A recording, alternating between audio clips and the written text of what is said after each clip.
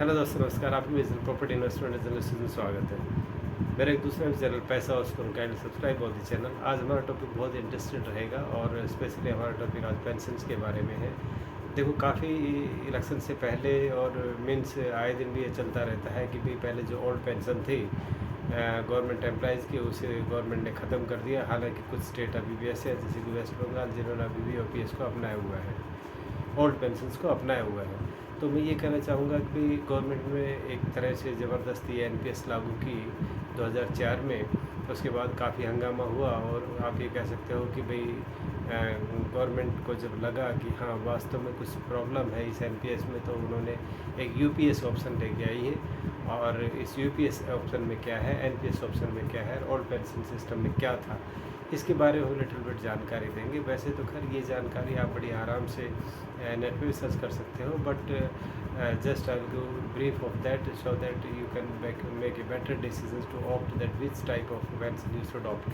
अभी गवर्नमेंट ने क्या किया कि UPS लाने के बाद गवर्नमेंट एम्प्लॉइज़ बड़े कन्फ्यूजन में है कि whether we should go for the NPS और OPS, मीन्स NPS और दैट UPS। क्योंकि NPS में क्या है कि काफ़ी मनी अकुमुलेट हो जाता है, रिटायरमेंट के टाइम काफ़ी पैसा मिल जाता है, तो that is very very highly benefited. Whereas that अगर हम UPS में देखें तो इस तरह का इस अच्छा अमाउंट मिलने का प्रोविज़न इसमें नहीं है। तो हम वन बाय वन इस चीज़ को देखेंगे। एक पेंशन एक तरह से गवर्नमेंट सेक्टर की एक तरह से सोशल लाइबिलिटीज़ है कि पूरी ज़िंदगी एक भाई एम्प्लॉय अपना पूरी ज़िंदगी गवर्नमेंट्स में देता है और वो वर्क करता है। तो जब उसकी ओल्ड एज आती है तो ओल्ड एज में उसकी इतनी अर्निंग कैपेसिटी नहीं रहती, और उस ओल्ड एज की सेफ्टी के लिए गवर्नमेंट ने पेंशन का प्रोविज़न बनाया है। और एक बड़ी आम सी बात है जो एक तरह से सोशल सिक्योरिटी गवर्नमेंट की भी है। अब हम देखेंगे कि गवर्नमेंट ने पहले OPS means old pension system जो हमारा जो चला आ रहा था उसे हम ओल्ड पेंशन सिस्टम कहते हैं। 2004 से जो पहले था जो पेंशन स्कीम थी ओल्ड पेंशन सिस्टम थी, उसमें क्या होता है कि नॉर्मली जब पेंशन मैच्योरिटी सुपरनेशंस पे और भाई आपकी 20 ईयर्स एटलीस्ट होती थी तो आपको 50% आपको भाई बेसिक उसमें मिल जाती थी। उसमें DA भी मिलता था। DA एज पर दी महंगाई के हिसाब से जो बढ़ता जाता है वो उसमें अकोमोडेट होता रहता था। तो इस चीज़ को बड़ी अच्छी तरह आप समझ गए हो कि पुराने टाइम में क्या होता था कि सुपरनेशन पे एटलीस्ट 20 ईयर सर्विस होती है। तो ये नहीं कि किसी ने ज्वाइन किया 55 ईयर सर्विस 60 में रिटायर होगा तो उसकी पेंशन बन गई। The thing was not like that. So हम ये कहेंगे वैसे किसी क्राइटेरिया में डिफेंस के लिए या फिर पैरामिलिट्स के लिए या भाई अदर गवर्नमेंट स्टाफ के लिए थोड़ा बहुत लिटिल डिफरेंस है, बट एज एवरेज में कहता हूँ कि 20% उनकी जो 20 ईयर्स जो पेंशन होती थी, 20 ईयर्स जो टोटल सर्विस होती थी, तो उनको सुपरनेशन में 50% ऑफ बेसिक पे प्लस DA। और DA क्या होता है कि फर्दर आने वाले टाइम में DA का जो रेट होता था उसी हिसाब से वो रेट बढ़ता रहता था और इस तरह की पेंशन होती थी। उसमें एक और भी फैसिलिटी थी, GPF सिस्टम। GPF क्या था कि ग्रुप प्रोविडेंट फंड भी हमारे 3-4 के PPF होगा, GPF होगा, EPF होगा। तो इनके अलग अलग अपने क्राइटेरिया होते हैं, लेकिन स्पेशली मैं आप बात कर रहा हूँ कि GPF के बारे में। जो GPF होता है group insurance group provident fund जो होता था उसमें क्या था कि हम अब कुछ तो मैंडेटरी भाई आपको उसमें अपनी सैलरी का कटवाना होता था, जो मैंडेटरी होता था। Somewhere I think it was 8%। Now I don't remember that how much it was, because ये अब सिस्टम ख़त्म हो गया है। और उसके बाद क्या है कि मैंडेटरी के बाद आप उसको एक इतने लिमिट तक कटवा सकते थे, जैसे आपकी लोन लिमिट यानी कि 60% या 70% तक भी। तो गवर्नमेंट ने ऐसे क्राइटेरिया रखे हुए थे, यानी कि मैक्सिमम आप कितना कटवा सकते हो आपकी कैपेसिटी के अनुसार, वो भी उसमें एक फैसिलिटी थी।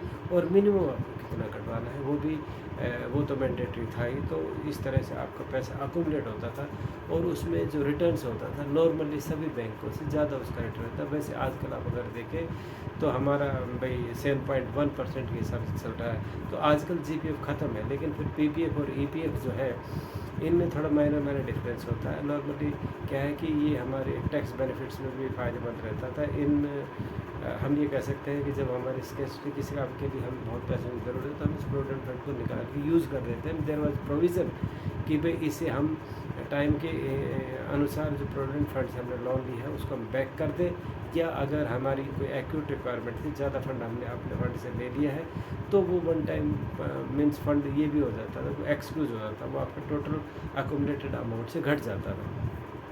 तो मैं क्यों इतना एक्सप्लेन कर रहा हूँ जीपीएफ को, क्योंकि जीपीएफ की बहुत अच्छी स्कीम थी, और उसमें क्या है कि जो भी आपके पास पैसा बचता, जो भी एम्प्लॉय के पैसा बचता, वो हाई रिटर्न्स के लिए जीपीएफ में डाल देता था, जबकि आजकल ये नहीं है। तो ये ओल्ड पेंशन सिस्टम के साथ लागू होता था। और मीन्स वो तो एक अलग बात है कि भी 75 ईयर्स पे कुछ पेंशन और एक्स्ट्रा बढ़ेगी, 80 ईयर्स पे कुछ और बढ़ेगी, 90 ईयर्स पर कुछ और बढ़ेगी। That provision also was with the old pension system. अब हम आ जाते हैं एनपीएस पे।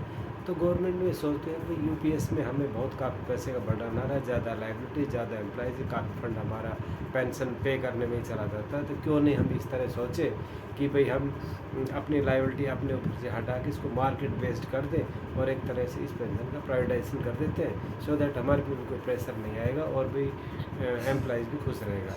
अच्छा जी, इसमें क्या होता था कि जो एनपीएस नेशनल पे सिस्टम में गवर्नमेंट की तरफ से कुछ 3-4 कंपनियाँ जैसे एलआईसी हुआ, एसबीआई हुआ, इस तरह का कुछ कंपनी थी जिनमें वो इन्वेस्ट करती थी। कुछ मैंडेटरी जो है उसमें इन्वेस्ट करती थी। उसके बाद जो टायर 1 एंड 2, उसके बाद जो टायर 2 होता है, तो वो एम्प्लॉयज़ की अपनी मर्जी है कि किसके साथ कितना फंड वो रखना चाहता था।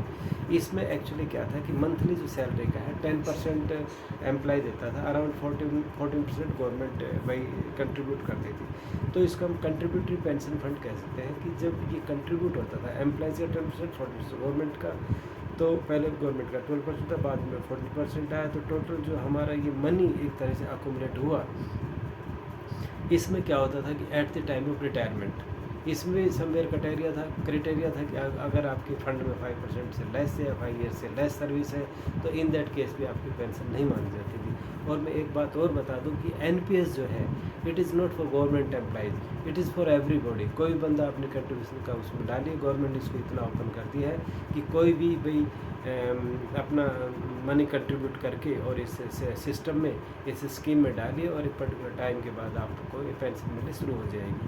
तो पेंशन क्या मिलेगी उसका मैं आपको एक्सप्लेन कर देता हूँ कि एनपीएस में क्या होता है कि जब आपका मनी अकोमोडेट होगा, मान लो आप 18 साल में रिटायर हुए, 20 साल में, 30 साल में, जब भी आप रिटायर हुए, एटलीस्ट आप ये कह सकते हो कि भी आपका फंड समवेयर 5 लाख से कुछ चेंज भी हुआ है कि उतना होना चाहिए।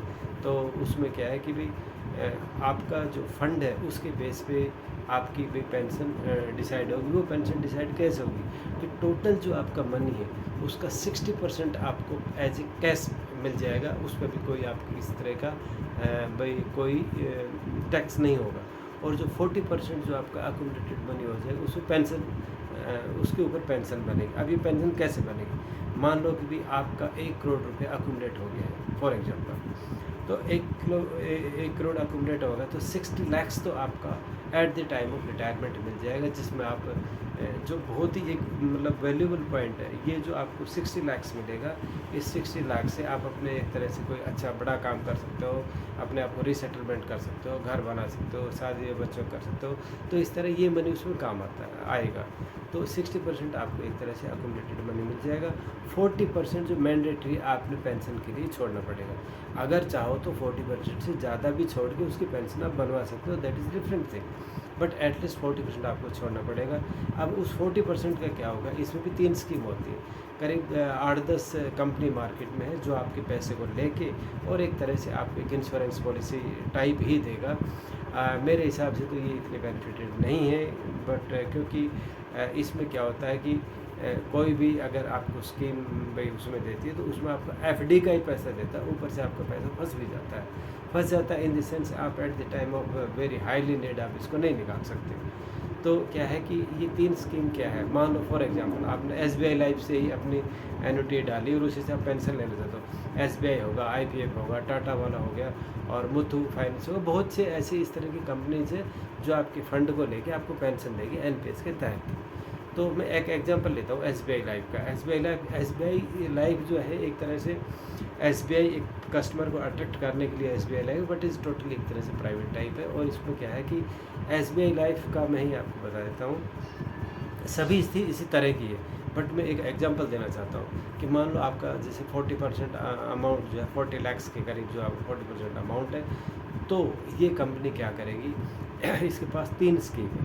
3 scheme, for example first scheme जो होगी उसमें जो मैक्सिमम रिटर्न है, for example 6.9 near about that he है, 6.8 6.9% पर एनम का इंटरेस्ट है। तो मान लो आपको 6.9% ही आपको पर एनम इंटरेस्ट देगी, लेकिन अगर जो पेंशन होल्डर है वो एक्सपायर हो जाता है, मिस इंसिडेंट हो जाता है, तो वो पैसा भी ख़त्म और पेंशन भी ख़त्म, नंबर 1।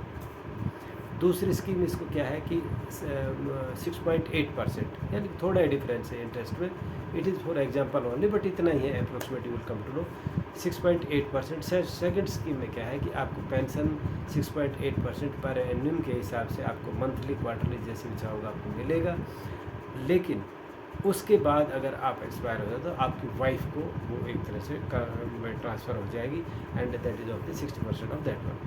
तो क्या है कि भाई ये जो आपका पैसा था इसका ये पहले आपको मिला, फिर वाइफ को मिला, तो समवेयर मतलब वाइफ को भी उतना ही मिलेगा, इसमें परसेंटेज का भी वो क्राइटेरिया नहीं है, but somewhere it is also there. अभी क्या है कि थर्ड स्कीम में क्या है 6.7%। 6.7% में क्या होगा कि पर एनम के हिसाब से इसमें आपको भाई आपने पहले पेंशन ली, आप एक्सपायर हो, वाइफ ने पेंशन ली, वाइफ एक्सपायर होगी, बच्चों के पास वो सारा जो मनी अकोमोडेट था वो बच्चों के पास चला गया, वो पेंशन ख़त्म, वो पैसा बच्चों के पास चला गया। तो नॉर्मली ये एसबीआई लाइफ वाले ये सब प्राइवेट ही करते क्या हैं कि आपको फर्स्ट स्कीम की तरफ धकेलते हैं, आपको लालच देंगे इसमें इतना ज़्यादा परसेंट है, बट आप अगर भाई आप मिस हैपनिंग होगी तो आप गए, पेंशन गए, फंड भी चला गया। Very cautious be about that कि आपने अगर मैक्सिमम रिटर्न लेने की कोशिश की तो मिस हैपनिंग में अगर आप गए तो आपका फंड भी गया, पेंशन भी गई। सेकंड जो स्कीम था उसमें क्या था 6.8% के हिसाब में आप गए तो पेंशन और फंड वाइफ के पास चला जाएगा। और थर्ड जिसमें कम से कम इंटरेस्ट मिलता है उसमें क्या होगी, आप गए, आपके बाद वाइफ के पास आ गया, वाइफ के पास बच्चों को फंड मिल जाएगा। तो ये है 3 स्कीमें। तो इस तरह एनपीएस एक तरह से भूल भुलैया है, और वैसे सीनियर सिटीजन को 8.2% गवर्नमेंट वैसे 30 लाख के ऊपर दे रही है, और भी बहुत सी स्कीम है आजकल मार्केट में काफ़ी अच्छा इंटरेस्ट है, बट क्या है कि आपको 6.78 और 9 ही मिलेगा, 6.7 6.8 6.9 के आसपास ही मिलेगा। तो I think it is not benefited. और अच्छा जी, अब आ जाते हैं हम यूपीएस पे। यूपीएस में क्या है कि भाई गवर्नमेंट ने काफ़ी हंगामे के बाद, पब्लिक हंगामे के बाद क्या गवर्नमेंट में इस तरह का डिसीजन लिया कि भाई मीन्स उन्होंने कुछ जो फ्लॉ पाया, भाई ये एम्प्लॉय के लिए इतनी बेनिफिटेड नहीं है, तो इन्होंने स्कीम निकाली। और यूपीएस के तहत इन्होंने क्या किया है कि भाई जो पेंशन है वो एट द सुपरनेशन एज पे मिलेगी। पहली बात आप इस चीज़ को ध्यान से देखिए, आपको पेंशन सुपरनेशन एज पे मिलेगी, फॉर नंबर 1। नंबर 2, आपकी जो मिनिमम सर्विस है 10 ईयर्स होनी चाहिए, ठीक है। 10 ईयर्स पे आपको क्या है कि भाई आपको 10,000 कम से कम आपको वो पेंशन मिलेगी, कम से कम 10,000 आपको पेंशन मिलेगी। और टोटल 25 ईयर सर्विस है तो आपको 50% पेंशन विद डीए भी एक तरह से टाइम के हिसाब से चेंज होता रहेगा, जैसे महंगाई डीए भी चेंज होता रहेगा। तो मोटी मोटी बात यह है कि यूपीएस में क्या है कि कम से कम आपको 10,000 पेंशन मिलेगी। वेरेज एनपीएस में तो कभी 1,000 पेंशन मिलती, कभी 1,500, कभी 2,000। वो एक तमाशा बना रखा था और एक मजाक का पात्र हम कह सकते हैं कि इस तरह की जो उसमें जो लोअर लेवल पर रिटायर होते थे 10-15 साल में, उसकी 3-4 हज़ार पेंशन रहती थी, और किसी में 2,000 तक पेंशन रहती थी। वो एक मजाक टाइप था, हम ये कह सकते हैं। अच्छा जी, यूपीएस में क्या है कि मिनिमम 25 ईयर्स होनी चाहिए 50% पेंशन के लिए। अगर आपकी 50% नहीं है, आपकी सर्विस 10 to 25 ईयर्स के बीच में है, तो आपको प्रोपोर्शनेट क्या परसेंटेज आपको हो सकती है उस हिसाब से प्रोपोर्शनेट आपको पेंशन मिलेगी। जैसे 25 में अगर 50 है, उससे लेस जाओगे 20 में और कम हो जाएगी, 15 में और कम हो जाएगी, 10 में और कम हो जाएगी। 10 से भाई मतलब 10 अगर आपकी है तो मिनिमम आपको 10,000 मिलेगा ही मिलेगा, नंबर 1। दूसरी बात यह है कि ये एक तरह से मार्केट रिलेटेड नहीं है, मार्केट से इसका कोई लेना देना नहीं है। जबकि एनपीएस हमारी पूरी मार्केट रिलेटेड है। मार्केट अप है तो आपको पैसा अकोमोडेटेड ज़्यादा इंटरेस्ट लेके ज़्यादा हो जाता है। फिर इस तरह इसमें कोई नहीं, जो भी इसका मार्केट से रिलेटेड जो कुछ चीज़ें अब है वो गवर्नमेंट का, ये एम्प्लॉइज़ का कोई लेना देना यूपीएस में उस फंड से कोई लेना देना नहीं। तो अभी नॉर्मली हम कह सकते हैं कि भाई एक जो बुढ़ापे का जो सहारा है, हम निष्कर्ष और समरी में पहुँचते हैं। OPS was the best one. भाई यूपीएस में भी क्या है कि उस टाइम ना तो इतनी शारीरिक क्षमता होती, ना ही मेंटल इतनी कैपेबिलिटी होती, और हम रिस्क नहीं ले सकते। आई थिंक मेरे हिसाब से यूपीएस ठीक है, we should go for the UPS. Whereas अब हम इसमें एक और दूसरा पहलू देखेंगे भाई यूपीएस में और एनपीएस में। इसमें मेन प्रॉब्लम क्या है कि एनपीएस में अच्छा अकोमोडेटेड मनी मिलने की बहुत चांसेस है, क्योंकि मार्केट नॉर्मली अप ही जाता है और ज़्यादातर ये भाई गवर्नमेंट के जो बैंक्स वगैरह है इससे ज़्यादा ही रिटर्न्स देता है, इसमें कोई शक नहीं। लेकिन अगर मार्केट क्रैश हो जाता है, भाई कोई नेचुरल क्लाइमेट ही आ गई और उस हिसाब में भाई मार्केट डाउन चला गया, वार वगैरह हो गया तो उसमें डाउन चला गया, मान ले कोई घोटाला होगा अरशद मेहता टाइप, तो वो एक तरह से भाई आपका मार्केट क्रैश सा हो जाता है और उसमें काफ़ी नीचे मार्केट चला जाता है। आपके अगर भाई 1 करोड़ रुपए हैं तो देयर इज़ नो डाउट हम कह सकते हैं कि वो 1 करोड़ का 40 लाख भी आ सकता है, 50 लाख 45 लाख भी आ सकता है। लेकिन अगर ये मार्केट बढ़ता रहा तो क्या है कि आपका जो वहाँ पे 1 करोड़ अगर एनपीएस के हिसाब से अकोमोडेटेड है, हमें यूपीएस के हिसाब से अकोमोडेटेड, वो एक तरह से 1.5 करोड़ रुपये मीन्स हम ये कहते हैं high risk and high game NPS कह सकते हैं। वेरेज यूपीएस में कह सकते हैं कि low risk and normal game. तो उस एज के लिए पर्टिकुलर मैं आप लोगों को सजेस्ट करूँगा यूपीएस दी बेस्ट। फिर भी अगर किसी तरह का ओपीएस की तरफ तो हम जा ही नहीं सकते, वो फंड भाई उसकी तरफ तो हमारे पास कोई ऑप्शन है नहीं, गवर्नमेंट ने उसको बंद कर दिया है। तो which is better NPS and UPS में? यूपीएस इसलिए बेटर है कि ओल्ड एज में आपके लो रिस्क और भाई नॉर्मल आपको रिफंड मिल रहा है। एनपीएस में क्या है कि हाई रिस्क और हाई रिफंड मिल रहा है। तो जैसा भी आप सही समझो, मेरे हिसाब से तो यूपीएस ठीक है, बाकी it is up to you. और भी किसी को ज़्यादा एक्सप्लेनेशन चाहिए, you can take consultancy about that कि भाई हमें किस उसमें चाहिए। इसमें हमारी कंसल्टेंसी फीस रहेगी 500 रुपये, और किसी तरह का कोई भी क्वेश्चन आप पूछ सकते हो, बिकॉज आपके पास टाइम बहुत कम है।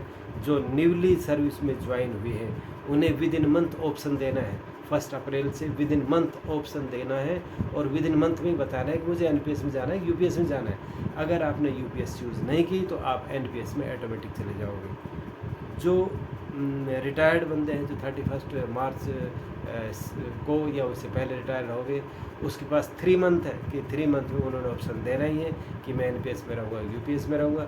अगर वो यूपीएस ऑप्ट नहीं करता तो कंटिन्यू यूपीएस में ही रहेगा और वो फिर बाद में चेंज नहीं करता। ये जो ऑप्शन एक्सरसाइज करना है ये लाइफ टाइम में केवल एक बार है, तो बहुत सोच समझ के इस ऑप्शन को अडॉप्ट करना है। एक बार आपने किसी तरह से डिसीजन ले लिया, now you can not revoke और कैन नॉट रिवर्ट बैक। बहुत अच्छी तरह ध्यान रखना, एक ही चांस है, आप रिवर्ट बैक नहीं हो पाओगे। बहुत सोच समझ के अपने ऑप्शन को एक्सरसाइज करना है। अच्छा जी, अब मैं ये कहता हूँ कि भाई जो आपका वो बंदे हैं कि भाई जो 1 अप्रैल 2025 से जो पहले ज्वाइन किया है, they are continuing in service, तो they are also having 3 month time period. वो 1 अप्रैल से 3 महीने तक अपना ऑप्शन एक्सरसाइज करते हैं, करना होगा उनको। लेकिन ये उनको ध्यान रखना होगा कि भाई उनके पास भी केवल एक ही चांस है। एक बार उन्होंने जिस तरह भी हाँ कर दी, बस फाइनल वही है, फिर वो रिवर्ट बैक नहीं हो सकते। अगर उन्होंने कोई ऑप्शन चूज़ नहीं किया तो they are bound to be in the NPS. तो ये हमारा एक एक्सप्लेनेशन था। You can give the comments about that and you can ask the suggestion regarding that, so that you can get a better option और एक life को अपने सही सीधे रास्ते पे ले जा सको। Okay, thank you much.